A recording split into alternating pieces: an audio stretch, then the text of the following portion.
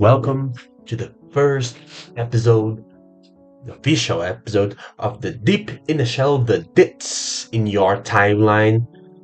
First of all, this is the first episode in official way. I've already done a teaser. If you don't listen to it, don't do it because from now on we'll have a really good show, a really authentic show. So if you want to start for something, start by here. Okay. My name is Mauricio. I'm your host of every week. Before anything, I need you guys. If you like what you heard, if you like the podcast, if you like the project, please subscribe to the YouTube channel and follow the podcast on Spotify. It will be a lot of important for me as a creator, as the one who's trying to make something from scratch. So if you want to help me, this is a really great help. For now, I don't want to make some cash based helpiness. I just want to do my job and you guys do your job of listening. Okay. I don't know what to say. I don't know how begin. This will be an introduction, and I will make the blocks of the program talking about random bullshit on the week. So in this introduction, I want to say that I heard my real first episode, and god damn it is so awful. I don't know why our voice, in programs of recording is so fucking ugly. It's so bad, I know my voice. I don't talk too thin. I don't talk like that, so loud and like a child. Let's do it one more time. Share with your friends if you like the project or not. Just help me. Okay? And that's it.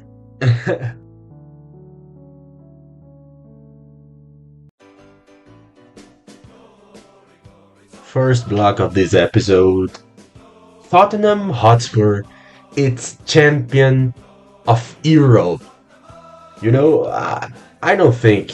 Well, I don't know what my public will like to listen. I don't know if I'll get an American audience. I don't know if I'll get an European audience or a Brazilian trying to be English speaker audience.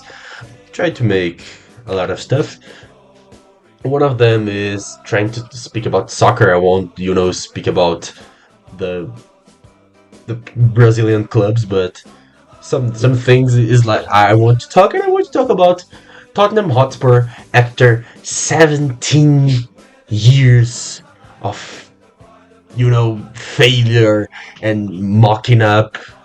Finally, I will say we, because I'm from fucking Brazil. I can't look at a London club and say, oh, I'm 100% Spursy. Of course I'm not. I'm Brazilian. I need to get out of the jungle.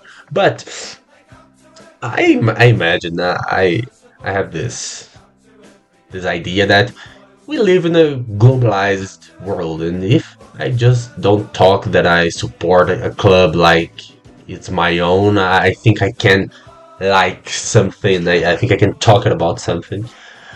And it's funny, I watched the whole game. I watched the whole game while I'm working. The game here in Brazil was like 4 p.m. because of course in Europe is night and here is afternoon. So 4 p.m. it was about 1 hour before I finish my schedule at work. So I start to watch the game. My work isn't it? I'm not a builder. I'm not a chef. I can, sit down sometimes and take my phone and pretending that I'm working. And I watched the game. And of course, we're talking about Tottenham Hotspur and Manchester United, so you won't have any good game at all. The game was awful.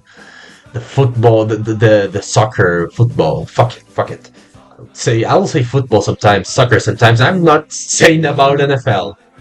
That you can bet. I'm not like American football. I like NFL, but you can be sure that when I'm talking about football, I won't talk about NFL. Okay, so as a football game, as a soccer game, it was fucking shame. What a fucking bad game. I can understand how Tottenham is, the seventh place in the great prize, how can I say, the most valued crews in soccer at world. Tottenham is expensive than Man United. Is expensive than a lot of clubs that it's fucking champions. Is expensive than the Inter Milan, but plays the worst football. Since I know 2020, that was when I start to watch Tottenham Hotspur. It was already shame. You have good players. You have Heung-min Son, the goat, the fucking Ronaldo. You had Harry Kane. Of course, I watched for Kane. I had to learn how to support a team after and a keeper, right? After a great star, quit. That's a challenge. I imagine that half of the Barcelona supporters were just about Messi and this stuff, and when he went out, you need to understand how to support a club. If you like supporting clubs, if you don't just watch the fucking games and okay, this shitty asshole, this shitty shithole of North London is some club that I want to watch sometimes. Well, it was a shitty game. Two awful footballs collide. I like, Man United. I like Bruno Fernandes a little. I like some players of United. Of course, I loved Cristiano Ronaldo when he went back, and of course in the 2008. I like Bruno Fernandes. I think what the fuck? He is a great player. He's so great player. He's a magician in a lot of ways. I have an unpopular opinion that Bruno is a lot. It's very, how can I say, pulled down by the club, by the United mess, with the coach, with the manager, with the directors. If Bruno Fernandes played by Manchester City or PSG, Real Madrid, and a well coached club, I can see he fighting head to head to be Ballon d'Or, to be one of the greatest players in the year. But he's in Man United and he must, lose to Tottenham Hotspur in a Europa League final. How bad is this? How shame is this? But anyway, Bruno lost and Heung-min Son wins. Playing half of the game and with a goal of Brennan Johnson. I like Brennan Johnson. I think I remember signing Brennan Johnson in the EFC. I know today is EFC. In the time was FIFA. In the manager career, and it was great. I take that boy and made him a real goat. I like him. He made a goal, and Tottenham remember the Mourinho vibes, and take the buzz in front of the goal, and Mickey van der Ven took that ball on the line. It was a real fucked game, but it was the game that made Tottenham win title. It was for a decade, almost 2 decades, the joke, the joke of Europe, of England, mainly England, that Tottenham couldn't win a shit with one of the best crews in the English in the British football can't win a thing. But even in the best days of Tottenham couldn't win anything. And with that crew, with Bissouma and Sarr in the midfield, Tottenham was able to win an international trophy, and Arsenal didn't. I love how football made stuff. 6 years of Arteta, one of the best coaches in the world, and Arteta couldn't make Arsenal even go to the final. It's fucking crazy. But we're not speaking about Barcelona. We're not speaking about Arsenal. I am speaking about Tottenham Hotspur. And of course, I am a Brazilian, so it's 100% sure that I will like to see Richarlison winning. I'm not into every Richarlison's opinion about stuff. He's a he's not an idiot, but he's just a guy who have some political opinions that I don't agree that much. But he's charismatically, he's a Brazilian striker. He had his diseases with mental issues, and I could have fun with it, but it's not my vibe right now. He did a great game defensively, and I'm kind of happy that he made it, because Lucas Moura, they gave his life, his left foot for Tottenham, and couldn't. We had some Brazilians in Tottenham. We have Devon Bale, that is a player that I enjoy a lot. We have Kane, the second great goal scorer in the Premier League history, couldn't make Tottenham win a title, and Richarlison was there and made it. Brennan Johnson was there and made it. I don't know what I want to say isn't that complex. No, I'm happy. I'm happy that I can't mock.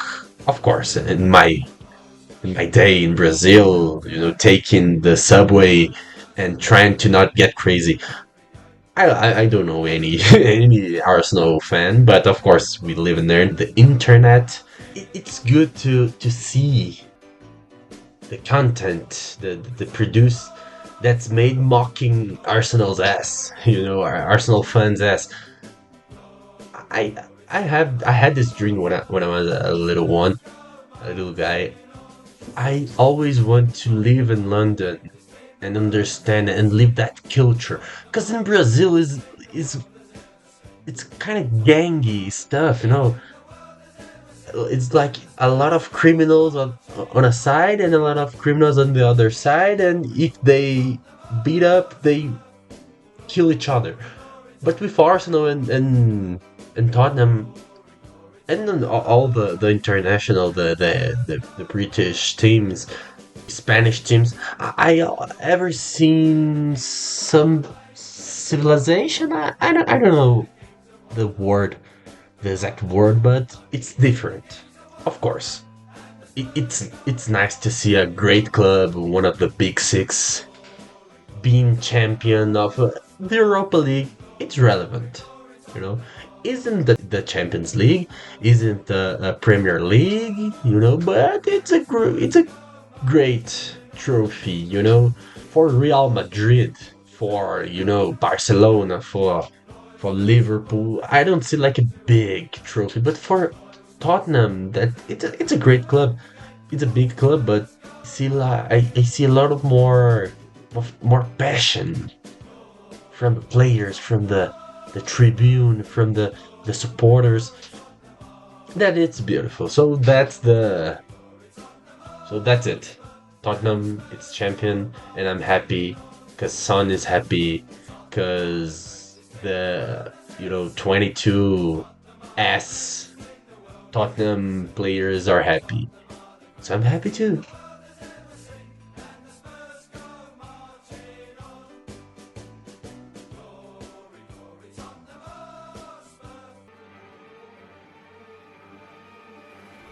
On this second block of the program, I want to talk about something that I really love. Really love. An IP that is very, how can I say, undervalued, you know. Of course, it's very popular.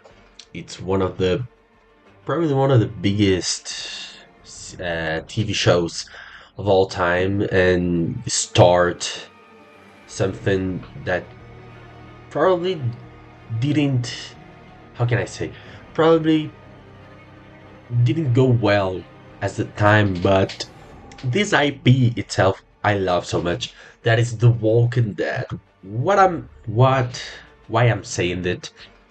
It's because on this month, these past weeks, I finished The Walking Dead on the comics. Okay, so I hope that I could bait you listeners when I say that I love The Walking Dead. I love The Walking Dead, but I don't give a fuck for the Walking Dead TV show.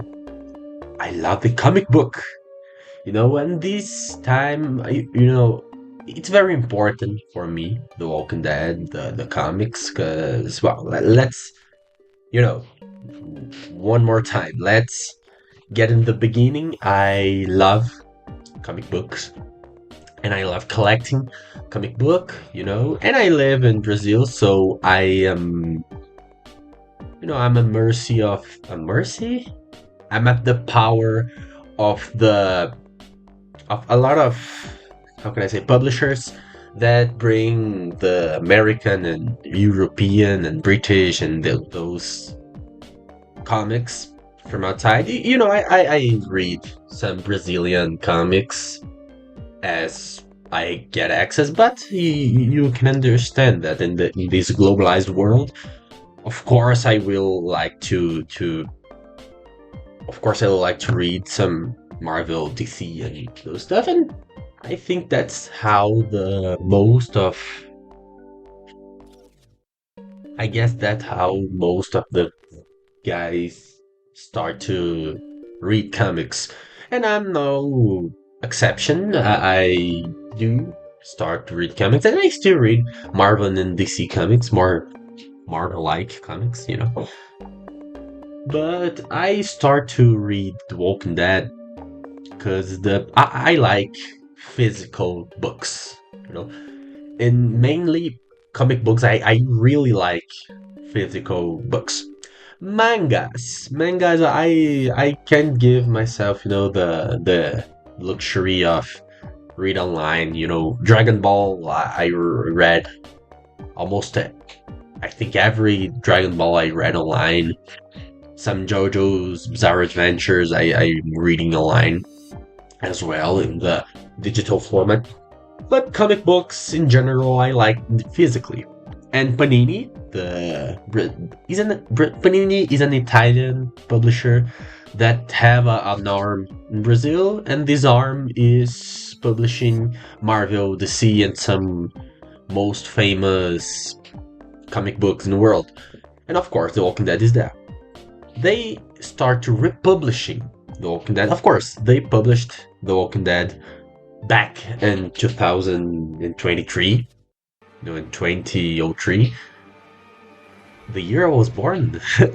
And she and Panini did printed a lot of The Walking Dead, but the format The Walking Dead, the volumes, not a compendium.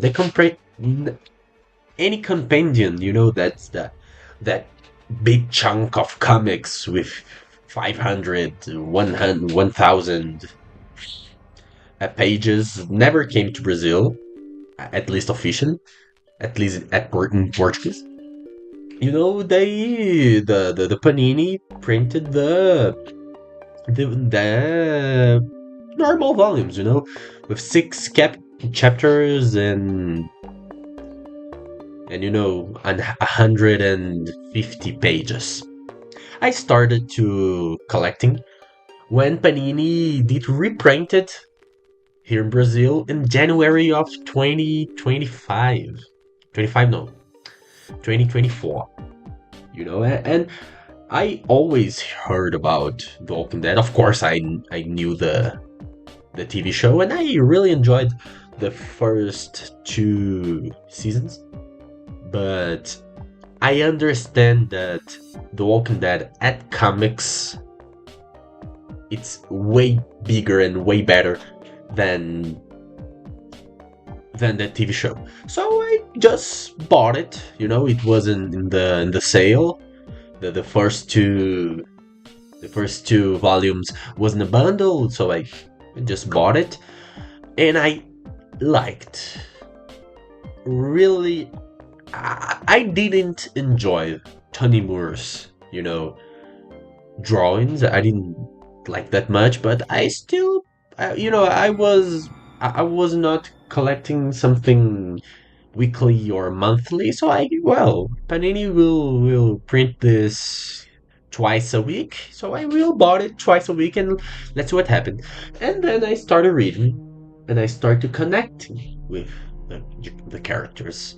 If who's listening don't know, The Walking Dead is probably the father of all modern zombie stories.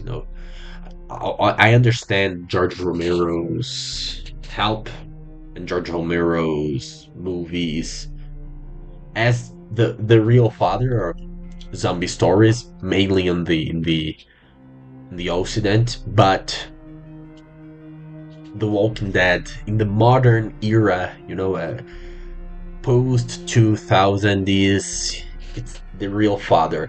Every apocalyptic story involves zombies or not involving zombies. It's way based in The Walking Dead. If you listening like The Last of Us, I love The Last of Us. If you like The Last of Us is a son of The Walking Dead. No, World War Z is a son of The Walking Dead. Every apocalyptic movie, zombie movie, it's modern, it's the son of The Walking Dead. And mainly The Walking Dead as a comic, because you may not believe, but these guys in Hollywood, these guys on New York, the showrunners, they love comics, and they use comics as that their base a lot. Of course, the Hollywood producer just wants something to get money, and the comics is the comic book. The comic book scene. It's a big fount.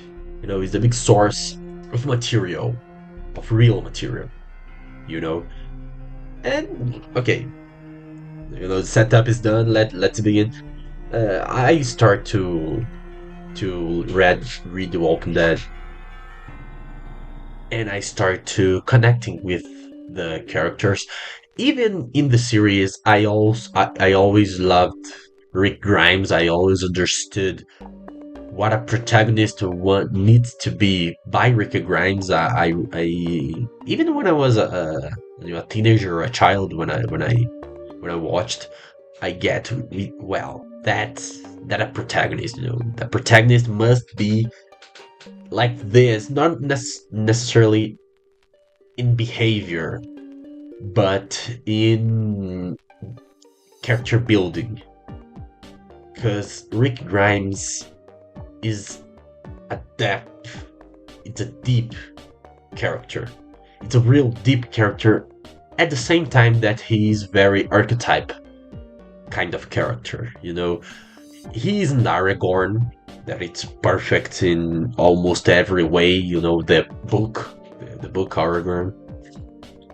Aragorn, if you don't understand my poorly English, is the protagonist, one of the protagonists of the Lord of the Rings books. And he's not, you know, a superhero. He's not close to a superhero, to a Spider-Man, to a Superman. He is a guy, but the situation, the context, his reality makes him a leader. And he is a hell of a leader. And I love how, you know, Dog that had, I think, 193 captures. So it's a lot of time. It began, I think, in 2023 and ended in 2019. So it's more than 10 years of building, of character building, and world building. And the world is not that complex, you know. The world of The Walking Dead, it's always every zombie is a walker. You know, we have little speedy walkers, little speedy zombies, but everyone there is a walker. But that's not about what The Walking Dead's about. The Walking Dead is about the characters, and these characters are so depth, are so deep in you know, emotions. Of course, you have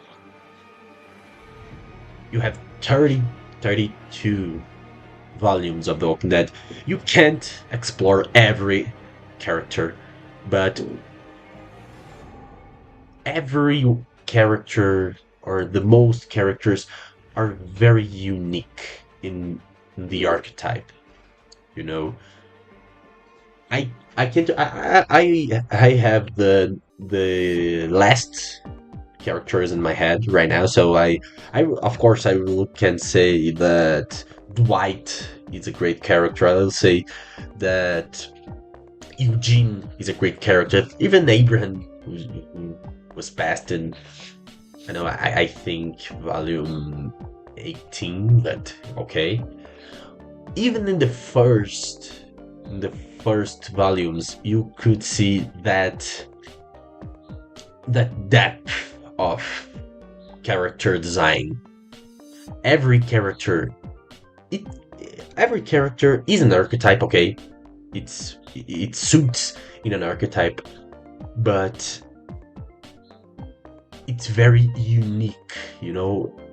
At the same time that you have someone that is just normal folk, you know. Glenn is just a normal dude.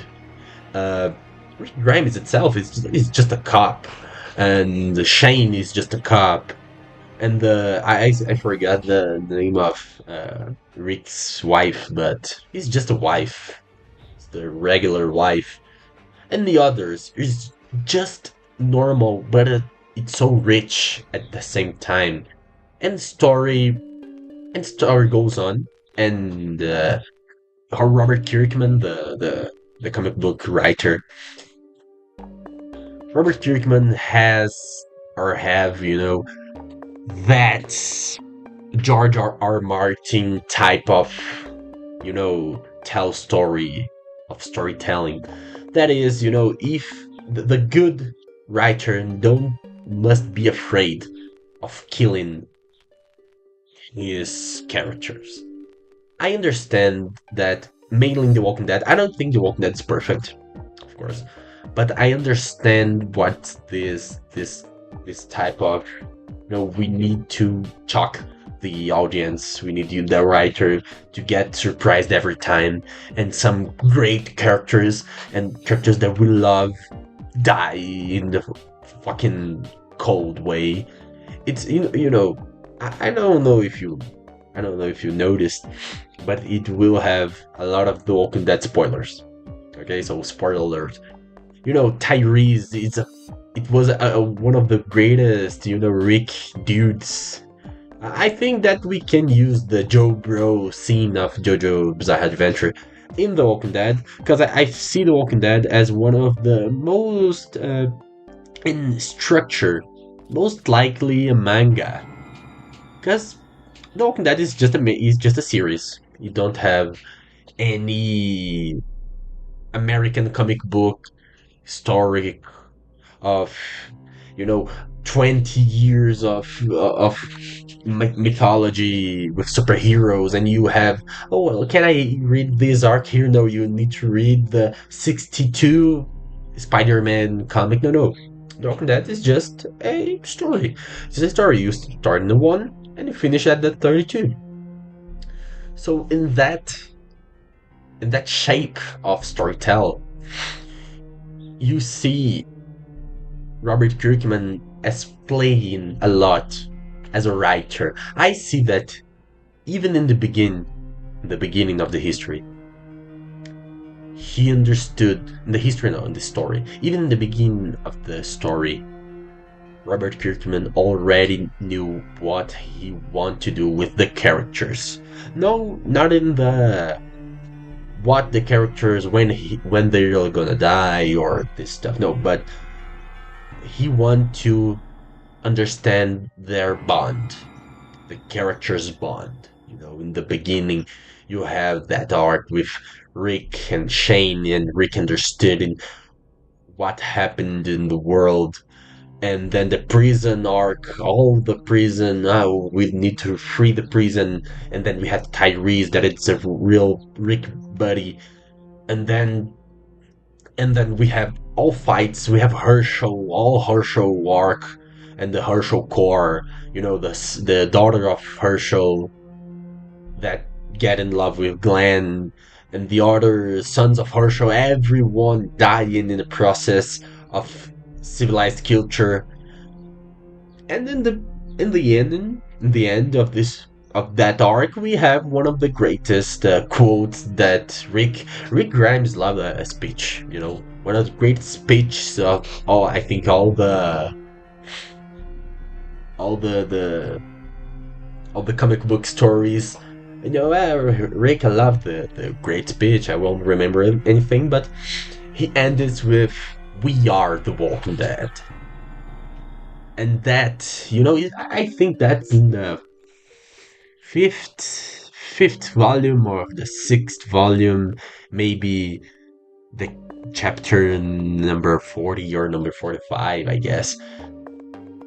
But in that point, you had few time to understand these characters, to understand this world, and you already knew every character, and even the characters that you don't exactly know in depth, like Michonne. It was for a purpose. These guys who were in prison, you don't trust them. It's part of the system. It's part of the way that Robert Kirkman want to guide the story. And he's a great storyteller. I will say my quote of the day. That is, if you want to learn how to write, a story, to tell a story, The Walking Dead is one of the Bibles that you can read. You don't must read, but you can read, because The Walking Dead is so big and was so important and messes with such a thing in world building, in character building, in character depth, that I think that he could he could mess with many of the character design and archetype and character building that a writer can do. He messes with everything. He uses a lot of script of script maneuver. Let's say it like that. That script maneuvers to tell what he want to tell. Okay, to storytell what he wants. I can understand some The Walking Dead, you know, critics that it's a very blocked structure that you have a survivors in his little town and we have another survivors who is villains and attack our group and some important guys die and but at least can win and evolves and in the end of The Walking Dead we have this city, the Imperium, that is great. That's the fucking city with money and with social stratification and Marxism above the streets. It's very, it's blocked, okay, but it's well done. It's simple, but it's well done because the this kind of world building, this kind of you know politics isn't what The Walking Dead is about. And if and when it is about, it's very good. Because when Kirkman do the bigger world, I guess the greater world arc, he can maneuver with with perfection. I think that was the apex of politic stuff that he made. He introduces a lot of cities, the Rain, the Salvators. I don't remember. I don't know how it is in English. The Negan group, but Hilltop, even like Alexandria, it's fantastic. You know, I recommend you guys, even with my spoilers, read the Walking Dead comic books. I say that because it's easy. It's easy. You don't have a guide to read. Just volume one and let's go. About the about the artwork, I am not a great fan of Charles Adlard, at least at the beginning, but never, never was something that bothers me. I just read it. I could read it and whatever. And for ending the block, it's something that I need to say.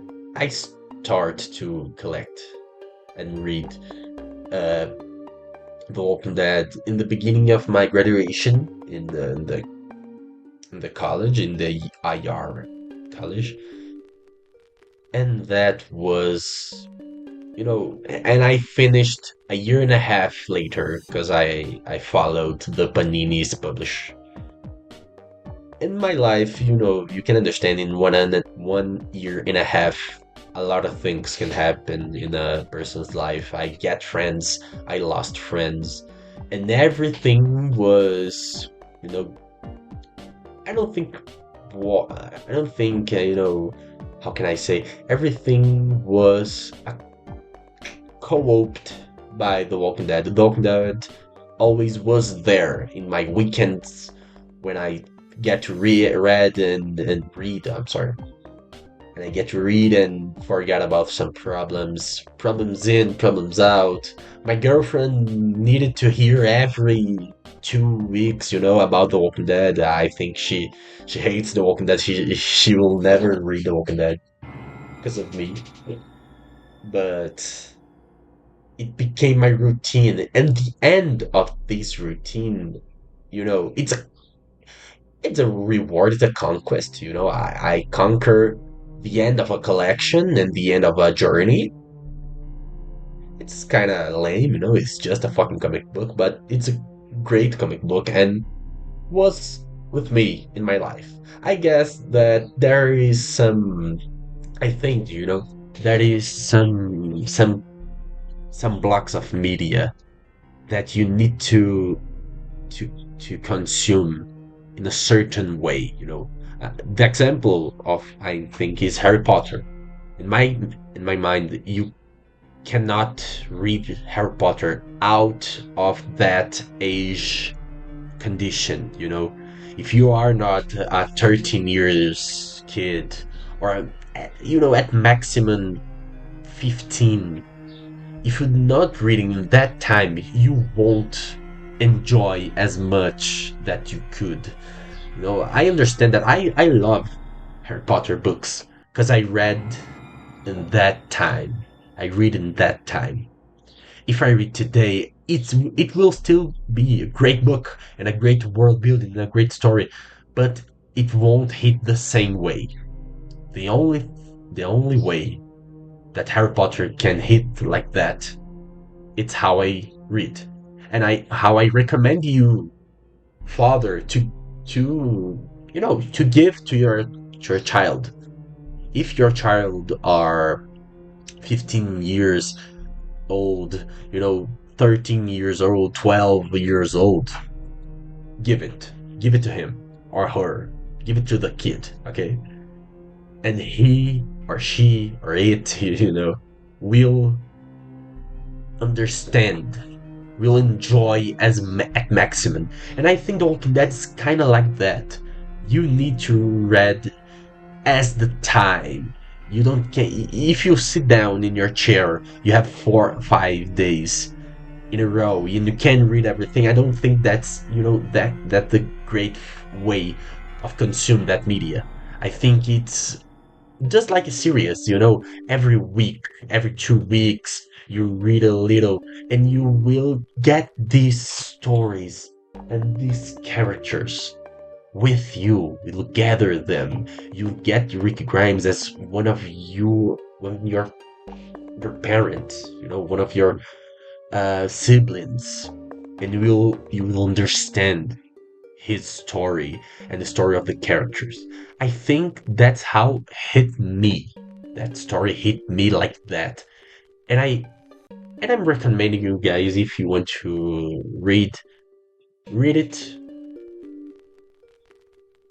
just like not just like because you'll have to wait 15 years to read all at all, but get some pauses and get going in a slow way. But that's it. That's just my opinion.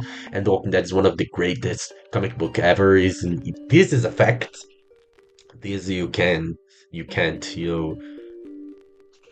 say it back.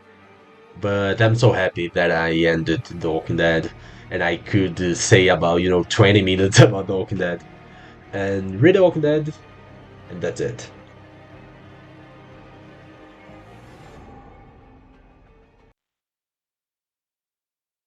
Okay, guys, I think that's it. Okay, I think that's the first Deep in the Shallow podcast, Deep in the Shallow show. Thank you guys who listened or watched. I don't know what you guys are doing, but thank you all who consume this content for so long. Okay. And if you like the show, if you like the project, if you like the podcast, please subscribe. Okay. In YouTube. One more time when I'm saying this, because in the beginning, in the end of okay, I won't. I will try to not keep repeating it every time. So I will try to not get subscribe that and subscribe this. In the beginning and the ending, I'll try to make it shorter and more natural. But if you like it, please like and get a like also in the podcast in the Spotify or every. I don't know if I will release this in the other audio platform. But if I did, please get a like. Please share with your friends, share with your guy, share with your girlfriend, and that's it. I hope that I could entertain you for these moments. And goodbye, and see you next week or no.